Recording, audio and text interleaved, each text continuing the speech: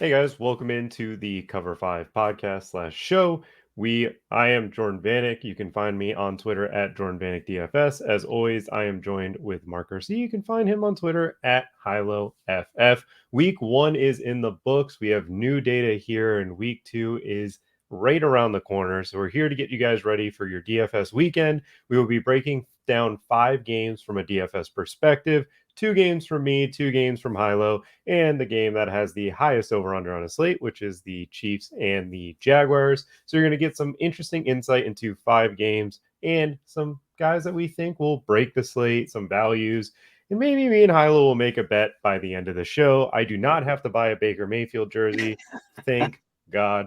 Hilo, let's kick it to you, dude. You got your first game. Chargers traveling to Tennessee. Titans are 2.5-point underdogs. The over-under is 45 in this one. What do you like about this one? First of all, dude, I apologize for being literally in my closet right now. Had a little water emergency earlier with water flooding down into my office, so that was choice. But we we grind on, baby. So see my hats back there. Yeah, that's right there. Anyway, yeah. So this a lot of this, my interest in this game, in the Titans and Chargers, kind of revolves around Kellen Moore, and I think if my read on the situation is right, I think the field is going to pay a little bit too much attention into Kellen Moore's usage and how he approached that game against the Dolphins from a fundamental standpoint. I think that we might see people pay too much attention or buy into too much into this idea that Kellen Moore is just going to be this wanting to run the football type guy. You mentioned the fact that we have more information, whereas week 1, I like to call nothing Jon Snow. That's like we don't have anything to go off of. Week 2 is you probably think you know more than you actually do. So this whole idea of what is Kellen Moore's Chargers offense going to look like? One, now against an opponent where they have ranked in the top 6 in yards allowed per carry each of the last 3 seasons. Finished first in that metric last year. This is a team that's built around basically clogging the running lanes, and they're going to dare you to pass against them. Also, now it looks like Austin Eckler is doubtful. So we kind of have an offense that has been built over the previous 3 seasons around Austin Eckler and Keenan Allen. You remove one of those pieces, and it's like, what is this offense going to look like now against a very extremely pass funnel type defense? In this situation where the field might be overrating some of the tendencies from week 1. So that's really interesting to me. I'm very interested to see where the expected field exposure lands in this spot.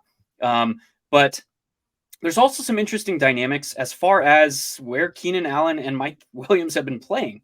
I mean, Mike Williams saw 41% of his snaps from the slot in week 1. That's never happened in his career. So it goes, what that does from like a theoretical standpoint is it's going to add a little bit to his floor because he's seeing a little bit more high probability passes directed his way. And the opposite is kind of true for Keenan. He played one of his highest rates of perimeter that he has his entire career. So that's interesting as far as the dynamics go. And the interesting piece that obviously Austin Eckler isn't going to be there. The interesting piece that we didn't really get, I think, the full picture of how we expect Kellen Moore's offense to look. All of that wrapped up into like the top pass funnel matchup in the league. So highly interested to see where the field kind of lands in this spot. I could see, I mean, judging on current projections, we're expecting Justin Herbert to come in like under 4%. We're expecting Mike Williams to not be very highly owned. We're expecting Keenan Allen to not be very highly owned based on where he's priced. So there's a lot to like about this spot. On the opposite side, there's more ambiguity, uncertainty because of how Tajay Spears was used in week 1. And it's like, if you boil it down, Derrick Henry saw 30 offensive snaps. He saw a running back opportunity, so a carry or a target, 18 of those 30 snaps. 60%, that's insane. A 60% snap to touch ratio is absolutely insane. So what happens if they kind of approach this game in a different lens and kind of lean on Derrick Henry, increase his snap rate? There's our clear path to 30 running back opportunities for the king himself. So There's a lot of interesting pieces in this matchup. There's a lot of uncertainty and ambiguity, and that's exactly what I'm trying to buy into this week. Yeah, I had this game as one of the games that I was going to buy into because of what I saw from Keenan Allen and honestly Mike Williams. Like, I get how the game played out, how it looked on paper, what the matchup was, but that's just what Vic Fangio wants to do. And Mike Vrabel's just the opposite extreme. Kellen Moore is definitely someone I expect to adapt to it. The player that I actually think is really interesting in this one, and it's not from the standpoint that he's going to necessarily get a lot of run. It's that the price of him and the idea behind what he brings to the table. And it's Quentin Johnston. He only ran 16 routes, which isn't a lot, but all of them felt like they were either trying to get him the ball short or get it to him deep. On this team, they don't exactly have a lot of speed. He's probably the guy that would be the fastest out of this receiving core at this point. And with the Saints last weekend, speed killed them. That's what destroyed the Titans secondary. It killed them from the slot position, which you said Mike Williams is playing a lot of the slot, which is huge for him because he's a down the field guy that's now running from that area of the field. I could see that kind of being the way they attack them this one. Double stacking Justin Herbert is the way that I'm going. I'm not touching the tight ends just because of the way they rotated and utilized Parham where you wanted Everett to get used. And it felt like Everett he was out there. He didn't run routes. He was just an extra guy like blocking, which was good for the Chargers passing attack because their offense line played extremely well. But overall, I agree with you on the way that this game is playing out. I'll also add with DeAndre Hopkins' injury, I love Treylon Burks in this matchup. Hoping that he can avoid Asante Samuel. I don't know if you saw that. Mike McDaniel didn't target him once. Yeah. He avoided him the entire game after the last matchup where Asante Samuel was making play after play against the Chargers or against the Miami Dolphins defense. Do you have anything else you'd like to add there?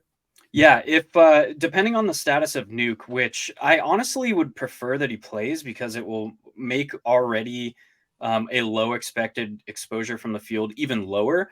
But if you look at like what each player means to this Tennessee Titans offense, it's actually Nick Westbrook-Ikine who gives me some intrigue here. He's being utilized, and this is the caveat of this statement, is he's being utilized and he's running the entire route tree. He's running 7 to 9s. He's running 4 to 6s. And that is a nice combination of it comes together for a nice range of outcomes as far as floor and ceiling goes for a guy that's probably not ever going to exceed 6 to 8 targets. But on those downfield looks against this defense, again, if it's away from Asante Samuel, that's could be. And again, it depends a lot on Ryan Tannehill because he looked absolutely atrocious in game one. But that's kind of where I'm looking for that kind of like low owned upside piece from this spot as well. And I don't think you have to necessarily play him in this game environment, but he does make a nice pairing as a bring back to a Chargers overstack or something like that. Yeah, no, I agree with you there. I don't have much else to add. I think the Quentin Johnson and Nick Westbrook-Ikine are the complete, like, if you're playing a 27,000 person GPP, that's the area that I'm playing. If you're playing 1,000 person, you do not need to go to the bottom of the barrel. Quentin Johnson only ran 16 routes this past weekend. It's not a lot considering Josh Kelly ran 15. But again, he ran down the field, and that's kind of where I want to get my stacks against the Tennessee Titans, and in this matchup, it's a good one. But moving forward to my game, one of my favorite games of the entire slate, it's a game that I won a lot of money on last season. The Seattle Seahawks are traveling to Detroit to take on the Lions. Detroit is 4.5-point favorites, and the over-under is 47.5. Last year, I attacked this game from the Seattle passing attack and ran it back with TJ Hawkinson. This year, I'm going to be attacking it through Jared Goff with Jahmyr Gibbs and Amon-Ra St. Brown. And the reason is this. When you watch that game between the Rams and the Seahawks, first off, Puka Nacua had 15 targets. I would count 3 targets being utilized as like, oh, that's a really good play. Everything else, he was given 10 yards of space and just ran 3 yards down the field and was like, here, I'm open. And for me, after the 7th time of doing that, how are you not adjusting? When I look at the Seattle secondary, I have no idea what they were doing, but they were giving so much cushion to these guys, and they're allowing them to work them in space. Amon-Ra St. Brown, the way he looked was phenomenal. And the other pairing is Seattle couldn't get pressure against the Rams offensive line. The Rams offensive line is significantly worse than the Detroit Lions offensive line. Jared Goff, when he's under pressure, is not very good. When Jared Goff has time to throw, he is phenomenal. And the reason why I want to run it with Gibbs is one, I think he gets utilized in the passing game. And the way he's exploded in that game, first game, was phenomenal. And the second thing is, with the Detroit offensive line having a significant advantage on the Seattle defensive line, I think we see the big runs in this matchup. Draymond Jones is phenomenal at clogging things up the middle. You didn't see the Rams exactly crush them in between the tackles. However, Jahmyr Gibbs' speed presents a different opportunity. And for me in this one, I think he can break long touchdowns. I think he could be catching a ton of passes. And the way I'd compare this way of stacking is kind of similar to Drew Brees with the Saints back when Kamara and Michael Thomas were there. Kamara and Michael Thomas are the two best players in the Saints. They dominated majority of the touches. Yes, I'm fearful of David Montgomery / Mark Ingram, I guess, in this comparison of getting the goal line touchdowns. I'm just hoping they score from outside the goal line and we don't see many of those types of looks for this offense. And then on the flip side, Seattle lost their left tackle. They lost their right tackle. And if you watch any bit of the Detroit-Kansas City game, you saw a completely different Detroit secondary. I get it. There were drop passes. There wasn't a lot of places for Mahomes to go with the football because this is a completely brand new secondary that's so much better. Where the Lions are going to struggle this year is within their front seven. I still don't think this run defense is up to par. And with their run defense not being up to par, the person I'm running it back with is going to be Kenneth Walker. The Seahawks, without their left tackle, right tackle, are going to have to try to run the ball. I think we see them go more heavy in this matchup just because of the fact that they don't have those two pieces. And with Kenneth Walker, he was the full-time back. I thought Charbonnet was going to take a little bit of the role. Doesn't seem like that's the case. Kenneth Walker was catching passes. Kenneth Walker was having long runs. Obviously, the Seahawks didn't have that many plays to get it going, and the Rams took a pretty big lead at one point. That's the area, the way I'm going to go about it, even though it doesn't sound great on paper with two running backs from the same game. But Jahmyr Gibbs can be counted as a secondary receiver to me. I think the idea of Dan Campbell coming out and saying, oh, I wanted him to get a taste, and then the next game, let him go. You have 10 days to prepare for this. You just gave Dave Montgomery 20-plus touches. I think this is a game where Gibbs gets north of 15 touches and finds the end zone, as well as Amon-Ra on my golf stack. How do you feel about this game? Yeah, I mean, from the perspective of where I think the field is going, they're probably looking at this game from Amon-Ra and Kenneth Walker. Yep. That's probably the two areas where the field is going. So to flip that on its head, instead of playing Seattle running back, Detroit wide receiver, if you go Jahmyr Gibbs and a guy like DK Metcalf, where you're flipping it on its head, you're getting exposure to this game environment in ways that the field is not. And I think we know that the defensive coordinator in Detroit, name slips my mind, Aaron Glenn, right? Yep. Yeah. Is likely going to run a lot of man coverage. I mean, he's over the past 2 seasons, he's been near the league lead in man coverage, and he likes to bring the blitz. You look at DK Metcalf, he has over a 10% targets per route run rate increase against man coverage when compared to zone. So if the field is not looking towards a place like DK Metcalf, I think that's in this game environment, considering all the pieces, I think that's a high upside way to go. I like the Jahmyr Gibbs call. I'm probably not going to be playing a lot of Kenneth Walker myself, just because I think from a roster construction standpoint, it's probably going to be relatively chalky on this slate. Yeah, Kenneth Walker for me is mainly a play if I'm getting to this game. And again, the way that me and you construct lineups, if I'm going to be playing the Kenneth Walker Amon-Ra mini, I'm most likely finding my ways to a Quinn Johnston or some of the other players that won't be highly rostered on this entire slate. So I agree that the Kenneth Walker Amon-Ra mini isn't something I'm going to be loving. That's why I said the double stack with Jahmyr Gibbs and Jared Goff, because I don't think the field's going to be playing a lot of that, especially with Gibbs still being higher priced than David Montgomery. I was shocked to see that by DraftKings. I think David Montgomery is going to be becoming a little bit more popular than he should be personally.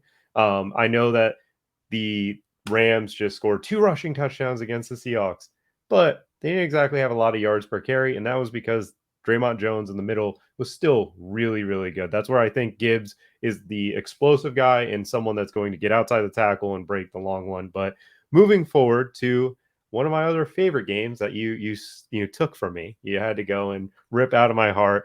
The Las Vegas Raiders are traveling to Buffalo to take on the Bills. Bills are 8-point favorites. The over-under sitting at 47. We just saw Jacoby Myers catch 2 touchdowns in a game, but Jacoby Myers is not going to be playing in this one. Tell me how you are playing this game and where you're going to be stacking. 2 big things for me. The first is the fact that Buffalo got embarrassed on national television, had 4 turnovers, and now you look at like how that sits with their composition of their team. Josh Allen is, I like to call him kind of Brady-esque in the sense that he views every time he touches the football as a chance to improve. He wants to be pushing the football. He wants to be scoring points. And his head coaches have kind of given the free rein to do that all the way back to when Brian Dable was here. They allow him to kind of try and go score points instead of compared to like a guy like Kyle Shanahan, where it's like, okay, we have an elite defense. We don't necessarily need to see how many points we can score every given week. So that's the first. Coming off of a big upset loss to the Jets on national television, they had 4 turnovers. They were under pressure, 24% of their dropbacks. So Josh Allen was eating it in the face. And now they get an opponent in the Las Vegas Raiders who has a very poor secondary, and they generated pressure at only 10.8% of the time in week 1 against a far inferior offensive line in the Denver Broncos. So that all comes together. One, Josh Allen should have time in the pocket. He should have time for Gabe Davis to have his routes develop deep, and they're going to see a lot of zone. And historically, like Gabe Davis's targets per route run rate and his yards per reception against zone is legitimately almost double his numbers against man coverage. So there's interesting aspects there. All the pressure, we don't expect them to be under. The fact that Gabe Davis has better numbers against zone coverages. The fact that the Raiders are expected to give up a fairly high average intended air yards this season. So all that kind of comes together. Gabe Davis is super interesting to me. A guy like Stephon Diggs, notoriously known as the man beater, he is able to win against anything. One of the best route technicians in the game. We should expect him to kind of maintain this high targets per route run rate because Dalton Kincaid is a rookie. He's in routes and he's playing in the slot, which is awesome to see. But he's still a rookie and he's still getting acclimated to this game. So I'd expect over the next, until week 6 or 7, Stephon Diggs is still going to be this kind of the guy in this offense. Now, the other piece to that is the Raiders were extremely concentrated in week 1. You saw Josh Jacobs handle 88% of the running back opportunities out of his backfield on an 80% snap rate. You saw Jacoby Myers and Davante Adams combine for almost 90% of the targets in the game. So this is the same like Josh McDaniels, highly concentrated offense. Potentially remove Josh Jacobs from that, or not Josh Jacobs, sorry, Jacoby Myers from that equation. And now we're back into like heart of the 2022 season when it was Josh Jacobs and Davante Adams just trading off 30-point games. So the final piece to that equation is the Bills came out in week 1 against Zach. What the hell's his name? Zach Wilson. Yes, thank you. Dude, yeah, so yeah, my mind is kind of out there right now with dealing with this water stuff. But Zach Wilson, they showed Zach Wilson 100% cover 3 from nickel. If you're going to play nickel against Josh McDaniels, he's just going to run the ball in your face 40 times. So Josh Jacobs is super interesting as a kind of against game flow type game stack and correlation because we don't expect the Raiders to kind of have this game environment where they're controlling the football against the Bills. We don't expect them to be like just wanting to play keep away. We expect them to try and run their offense where they're given the opportunity to. And if they're shown cover 3 out of nickel at a high rate, it's just going to be Josh McDaniels handing the football off to Josh Jacobs. And so that's super interesting. It's against the grain as far as correlation goes. Like you could double stack Josh Allen and bring it back with Josh Jacobs. And it's kind of, it feels weird because it's not like playing to the expected game environment, but that's where the touches are likely to flow here. And it's super, super interesting, high upside. And that entire, while the Bills are probably going to have individual pieces that are all relatively highly rostered, that like overstack of these pieces probably not going to be rostered a whole ton. Like Josh Allen, Stephon Diggs, and Gabe Davis probably going to be very minimal rostership. Josh Allen plus Gabe Davis plus Dalton Kincaid, even less. So it's going to get, this is kind of the game that I've been focusing a lot of my builds around to this point in the week. And I think you can do it in a lot of interesting ways. I could not echo the Josh Jacobs play any more than you have. I absolutely love Josh Jacobs this week Baker because Mayfield. no Baker Mayfield, but Josh Jacobs in this one is like the Bills ran nickel against Derrick Henry in the Titans. When Derrick Henry went for, like the 180 yards or whatever on that, I think it was like a Sunday night game or Monday night game. It was like a doubleheader. I remember watching it, just wondering, like, man, Derrick Henry's just running wild. The Bills metrically always have been good against the run. However, every time they felt like they matched up against a Jonathan Taylor, a Derrick Henry, they struggled. And when I went back and looked at like some of the nickel packaging they ran, they played nickel on like 100% rate. They lost Tremaine Edmonds this year. Tremaine Edmonds was a phenomenal rangy linebacker that helped in a lot of those scenarios. Now it's just Matt Milano.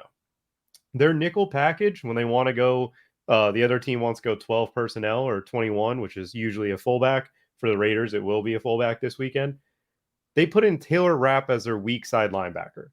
That's just not going to get it done against this Josh Jacobs attack. I agree with you entirely about their centralized. You can play Josh Jacobs in this one with no fear of the game script getting out of hand. Because I think personally, without Jimmy Garoppolo just being absolutely atrocious, they're going to score and get chunk plays against this Bills defense. We saw it Monday night. I get the game plan was built around facing Aaron Rodgers. How do you not adjust at halftime against Zach Wilson? There is no excuse to not be like, okay, well, they're in 12 personnel. We need to bring in an extra linebacker because it's Zach Wilson. We want him to throw. And Zach Wilson was looking around like, oh, I could just hand it to Breece Hall 90 yards. I could hand it to Dalvin Cook 5 yards. They were attacking them in such an easy way. So I'll echo that. I'll also say the Raiders weirdly do that as well. They run nickel on like a 95% clip against 12 personnel. And obviously, we just talked about Dalton Kincaid and Dawson Knox. They basically on the field the entire time. And Kincaid is essentially their slot receiver right now. I love James Cook in this one. I think you could get, if Josh Allen's going to be popular, which I believe he is coming in right now as popular, I think the way to get different in this one would be playing a Josh Allen, James Cook, Gabe Davis build, where James Cook this past weekend just saw 6 targets. Like he was the full-time guy in that backfield. He had no threat of Damian Harris. I thought Damian Harris would get a little bit more run, but he got as much run as Latavius Murray in that one. Obviously, we know Josh Allen's probably still their goal line back based on the fact that he's scrambling and trying to jump over people. So I love this call. I don't really have anything else more to add. I just will say the Raiders secondary is a little different than last year. Jacorian Bennett from Maryland looked pretty good, and they trusted him pressing, which was really interesting. Marcus Peters was playing off and playing this like read type role on the far side of the field, while Jacorian Bennett was pressing on the opposite side of the field. It was little Jordan Humphrey and whoever the Broncos were putting out there, except for Marvin Mims. Hashtag that was a crazy play for a lot of people. Marvin Mims being 30% rostered at 3K. Not being able to get on the field there was wild. I felt bad for those that played Marvin Mims at that rostership. So not you me. have anything else to add in this game? Nope. Perfect. So Now, you took that game, and again, the first 3 games we talked about are probably my most invested, like, interest in. This next one, this team hurt me last week. The Baltimore Ravens are traveling to Cincinnati Bengals. The Bengals are 3-point favorites. The over/under sitting at 46.5. And the Bengals here couldn't have gone off any worse. Obviously, I touted Joe Burrow. I got the coverage I wanted. The Browns said, we are playing single high. We are letting you play one-on-one with Jamar Chase, T. Higgins, and Tyler Boyd. Problem was, they couldn't get open. Watch the whole game from an all-22 perspective. Burrow didn't have time to really develop anything down the field. And then it didn't matter because even if he had any bit of time created by him running around, they were in their pocket. Denzel Ward locked down Jamar Chase. Greg Newsome was locking down Tyler Boyd. Martin Emerson was locking down T. Higgins. T. Higgins had 8 targets and 0 catches. He wasn't open for a single one of those targets. He was blanketed. This game against the Ravens does not feature a Denzel Ward, does not feature Greg Newsome. It featured Ronald Darby as their number 1 corner without Marlon Humphrey. They don't have Marcus Williams anymore.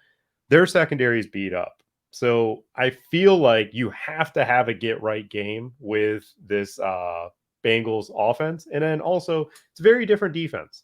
The Browns came up and said, we're just playing cover 1, cover 3, and we're going to punch you in the mouth, and we're going to hit your quarterback before you can even think. The Ravens don't really bring that same approach with their new defense. They're more of a too high type look. They do blitz. They do get a lot of pressure, but it's just a different style because they don't trust their corners at that level. So the underneath stuff's kind of going to be there. Last year, we saw that. In the Bengals matchups, they had to do it after the catch. It wasn't down the field against them. It wasn't what we saw in 2021 against Wake Martindale, where it was just touchdown after touchdown. It was they have to methodically go down the field. So for me in this one, it's not so much me liking Burrow. It's that I do think Chase and T. Higgins have a bounce back. And with that, I think Lamar Jackson gets a chance to actually showcase the offense. Mark Andrews practiced in full today. They don't have Ronnie Staley or Tyler Lindenbaum, which they don't have J.K. Dobbins. So I kind of think this is a game where we could see Lamar play hero ball. Lamar Jackson that has to run for 100 yards or 90 yards to kind of keep this game going, keep the game script alive. And then on top of it, like, where do you get to find out what this offense was going to be built to do? With Mark Andrews being back, like first week, we saw 79% of his passing attempts out of 11. That was the highest rate, I believe, of his entire career in any game that he played. Now, with Mark Andrews, do they go 12? They ran a lot of 21 with Patrick Ricard, but are they going to throw out of it? Are they going to do that with Melvin Gordon or Justice Hill? There's like a lot of uncertainty with how the Ravens are going to go about things moving forward. But if they're running 11 and they have Mark Andrews, Bateman, Zay Flowers, and Odell, and they're running, down the field routes or trying to push the ball, Lamar Jackson, if it's not there, he's going to start running. And you can't play this like, oh, we're going to keep, underneath stuff. We're going to try to keep guys like 5 defensive backs or 5 defensive players, towards the middle of the field. So Lamar's going to have running room. I think this is a spot where he could be running for a lot of yards. And if he's not running, that means he's throwing for a lot of yards. The one player that I think is my biggest interest in the passing game for the Ravens is Zay Flowers. I know he performed extremely well. The one thing I will take away is he played a lot of his snaps out wide. I didn't expect him to get so many looks out wide. And he was their full-time guy over Rashad Bateman, who's probably still dealing with that foot injury. Mike Hilton's the guy I want to avoid. Zay Flowers will probably be able to avoid him in this one, especially from 3 wide receiver sets, which means he's in a plus matchup against the Bengals boundary corners. How do you feel about this one? Because I put it in because it's got a pretty high over-under, and you took my favorite games. Yeah, this one is super interesting to me as well. I think from a theoretical perspective, I'm probably like full game stack or stay away. Yep. Because against the high zone rates of Baltimore, we don't really have a clear idea of where the targets are likeliest to flow from Cincinnati. But the fact that both of these teams relatively underwhelmed to what we expected to start the year, and I think that's also a nod to Houston's defense. Another defense like that is Arizona. Just the way that they are schematically built right now is hiding a lot of some of the holes that they have. Yeah. You talk about like in Arizona, real quick tangent, like Jonathan Gannon's like shallow too high base is throwing quarterbacks for a loop because they are now, instead of the safeties being 20 yards beyond the line of scrimmage, they're like 12. And that is not what the quarterbacks over the last 2 or 3 years have seen. So the fact that he's able to like do these little things from a schematic standpoint, I mean, they got 6 sacks on Sam Howell in week 1. Yes, like the offensive line in Washington is not good. But the fact that they were able to really mask a lot of their inefficiencies. The Houston defense is kind of in that same boat. Obviously, they have a lot more talent up and down the roster, but just from a schematic standpoint and what those coaches are doing, super, super interesting. But the fact that the Ravens, when I say disappointed, they probably disappointed most in how their offense looked. And right, we didn't have Mark Andrews. They didn't have their full offense. They're likely to this week. There is still some uncertainty with Mark Andrews because he's saying things like God willing when asked about if he's going to play and stuff like that. It's not like a situation where Travis Kelce has already been confirmed to be starting on Sunday. Yep. There's still some uncertainty there. The other thing that gives me pause with the Ravens is the fact that Zay saw so much of his usage on designed first reads. And now I'm thinking, I don't know if that goes away if Mark Andrews is active. So there's a lot of uncertainty still with that offense, but I think now is the time to be buying into some of that uncertainty where like I kind of led this entire discussion off.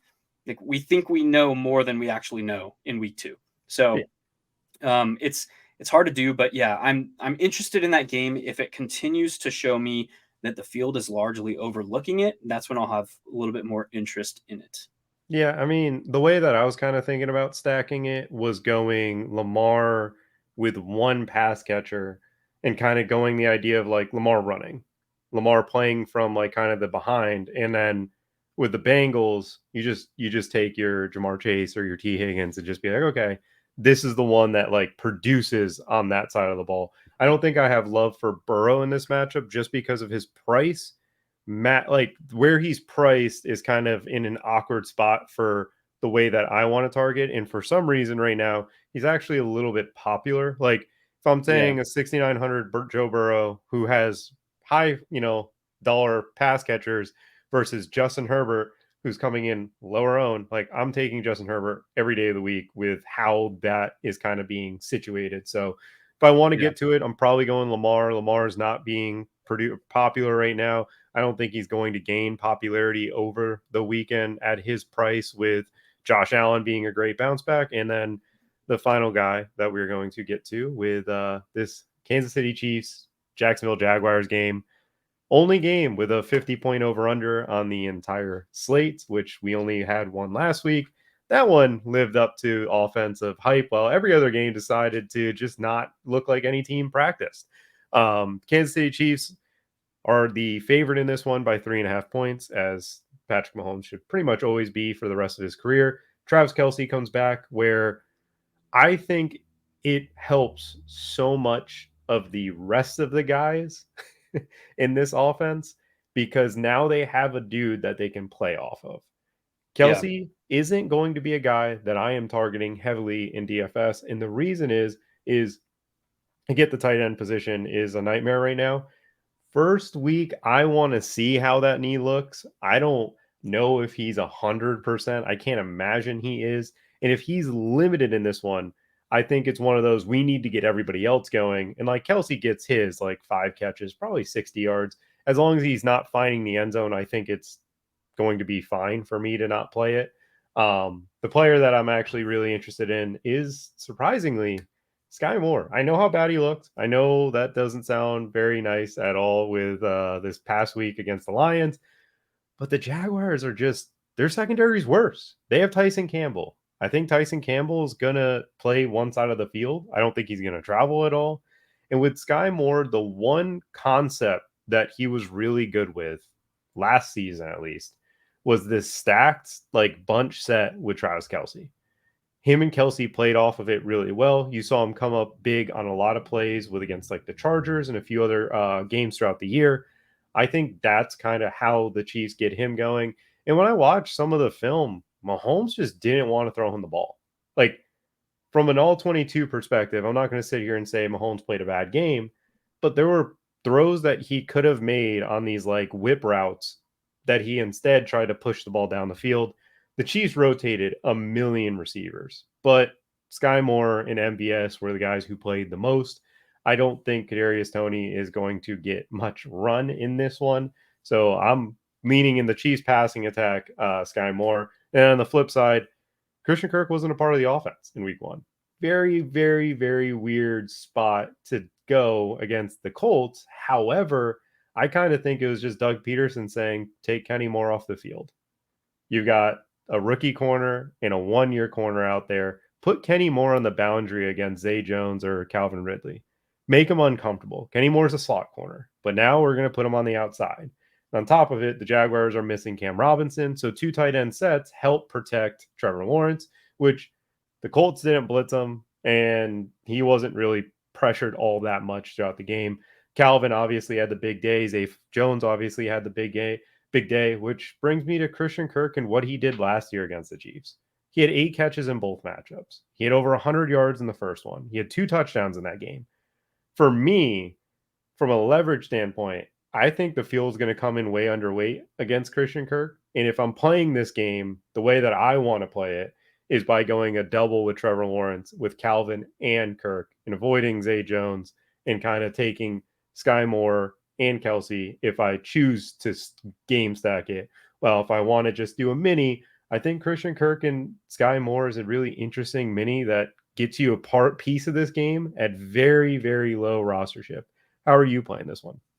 So you actually didn't mention my favorite play from this entire game, which is Travis Etienne.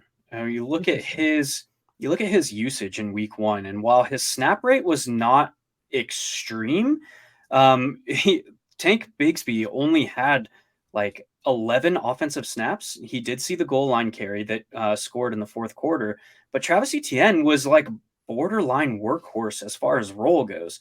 Yep.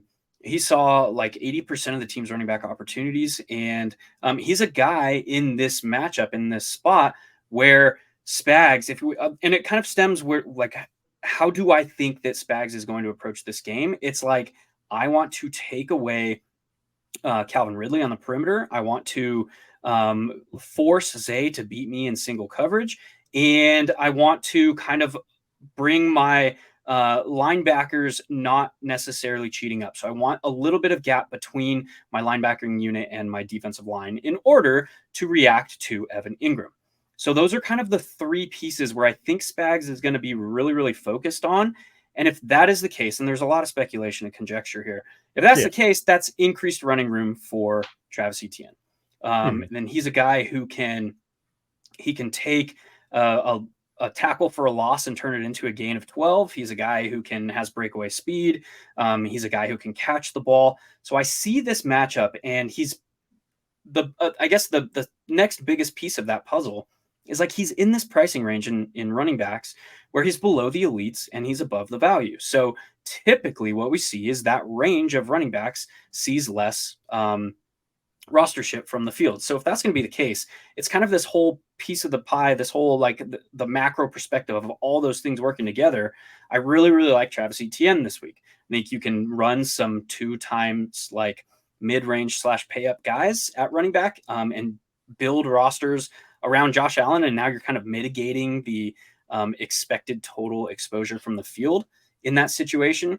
You can do some interesting things here. So like guys like Derrick Henry, we talked about. Guys like Josh Jacobs, we talked about.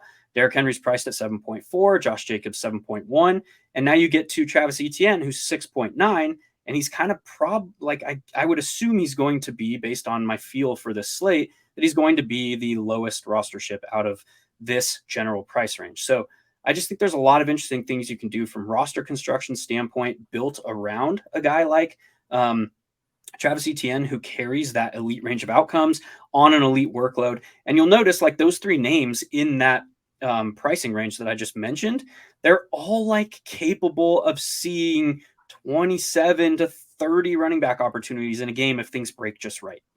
And that's kind of they're priced below the elites because of their median expectation. And that's just something that I'm looking to leverage at this time of the year.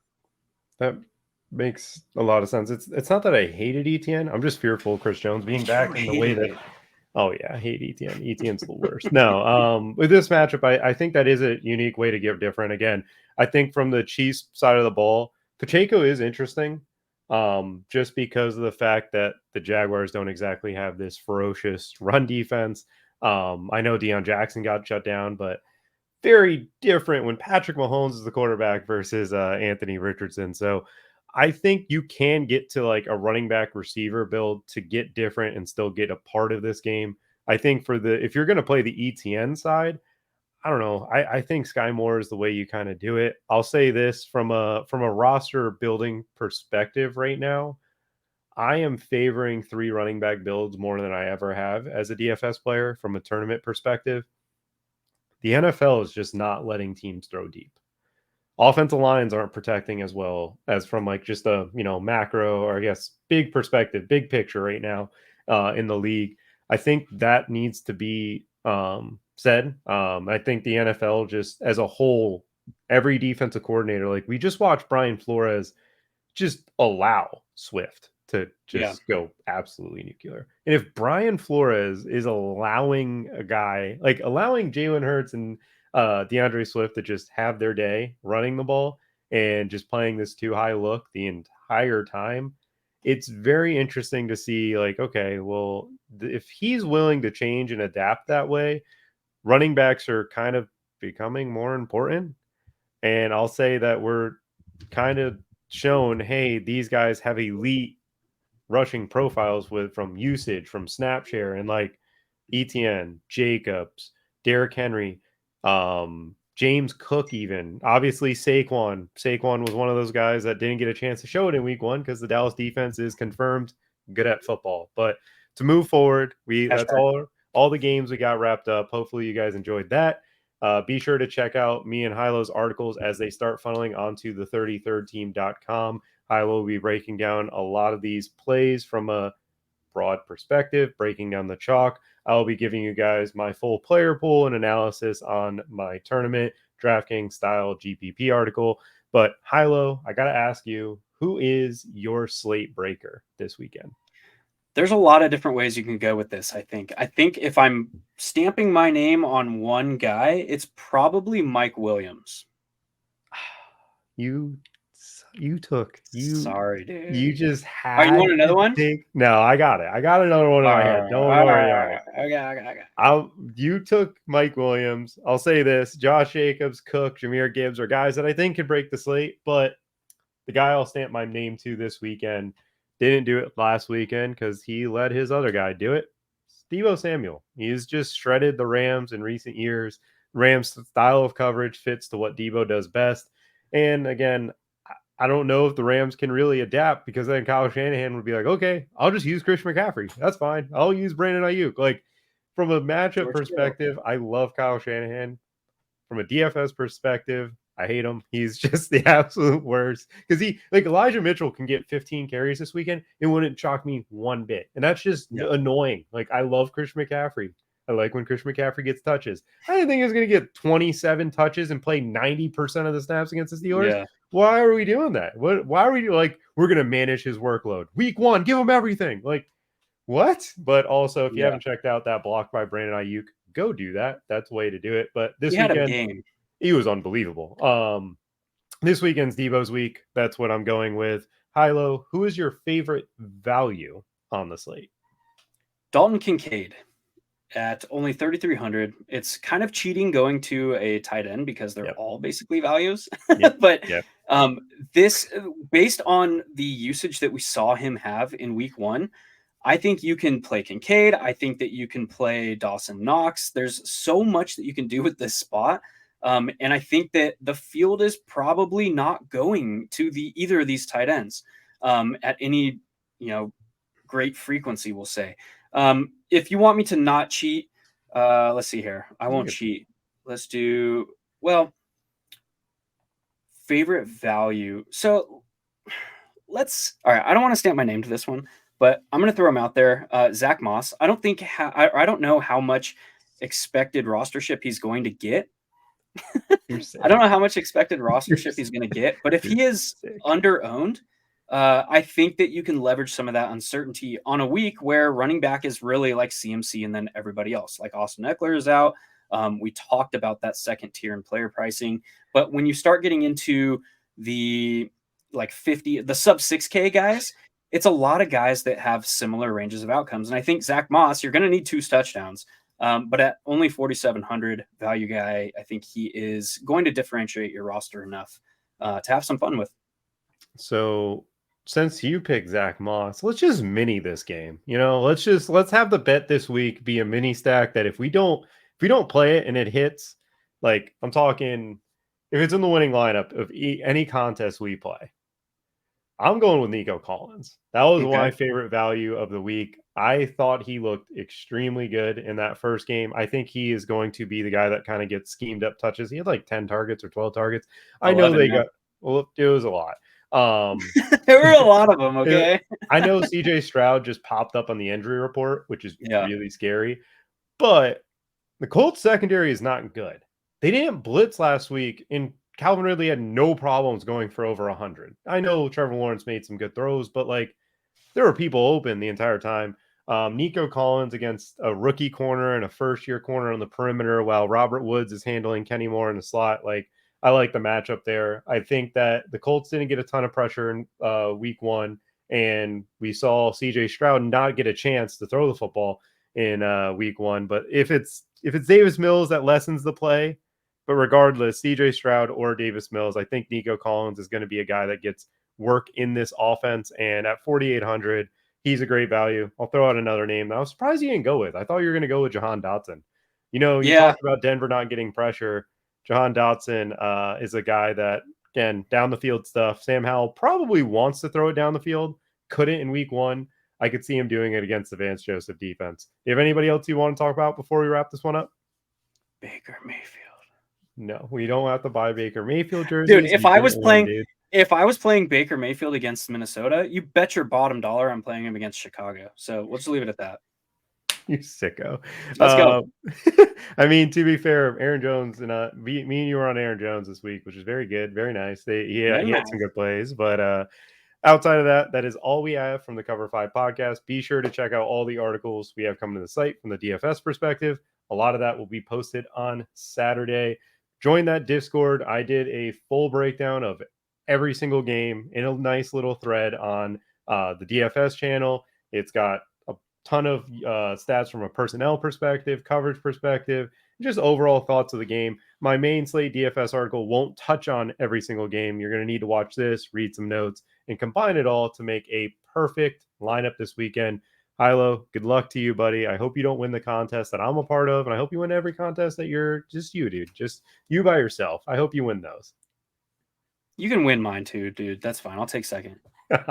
Let's just come with the top 3 with Nico Collins and Zach Moss. If that happens, if we play that stack and one of us wins, the other person has to buy a Zach Moss Colts jersey.